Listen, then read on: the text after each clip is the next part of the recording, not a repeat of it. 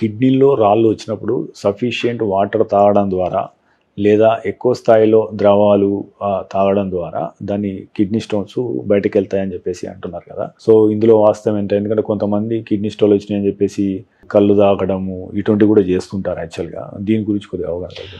అంటే పబ్లిక్లో చాలా రాంగ్ కాన్సెప్ట్స్ బోల్డన్ ఉన్నాయి. ఎస్పెషల్లీ స్టోన్స్ గురించి మాట్లాడితే ఏది కారణమో దాన్ని మాట్లాడకుండా చాలామంది ఏంటంటారు, టొమాటోని బ్లేమ్ చేస్తారు, పాలకూరని బ్లేమ్ చేస్తారు, అట్లా రకరకాలు బ్లేమ్ చేస్తారు. సో ఇంకొక మిత్ ఏంటంటే, some of the alcoholic products అవేవో తీసుకుంటే అవి ఫ్లష్ అవుట్ అవుతాయి, దాంతో బయటికి వెళ్ళిపోతుంది అని. సో దీంట్లో ఏ దాంట్లో కూడా వాస్తవం లేదు. యాక్చువల్లీ ఇంకా ఆల్కహాల్ అటువంటివి ఎక్కువ తీసుకుంటూ ఉంటే స్టోన్స్ ఇంకా ఎక్కువ వచ్చే అవకాశం ఉంది.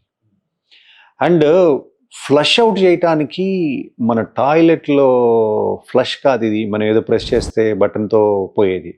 మన టాయిలెట్లో బాత్రూముల్లో ఉన్నటువన్నీ కూడా పైప్ లైన్స్. ఆ పైప్ లైన్కి ఏం మూమెంట్ మొటిలిటీ అట్లా ఉండవు, అవి హార్డ్ పైప్ లైన్.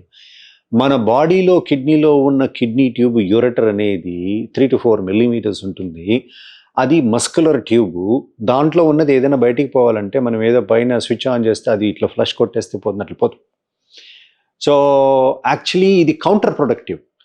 మీరు విపరీతంగా వాటర్ ఇది చేస్తే ఆ యొక్క కిడ్నీ ట్యూబ్ ఎక్కడ బ్లాక్ ఉందో స్టోను దానిపైన ఉబ్బుకుంటుంది. అప్పుడు ఎప్పుడైతే అది బెలూన్ అవుట్ అవుతుందో ఆ కిడ్నీ యొక్క మస్కులర్ ట్యూబ్లో ఉన్నటువంటి మొటిలిటీ అంటాం, మూమెంట్ అని. మన పేగు కూడా ఎందుకు కదులుతుంది అంటే దాంట్లో మస్కులర్ మూమెంట్ ఉంటుంది, మొటిలిటీ ఉంటుంది. ఆ మొటిలిటీ తగ్గిపోతే ఆ రాయి బయటికి రాదు.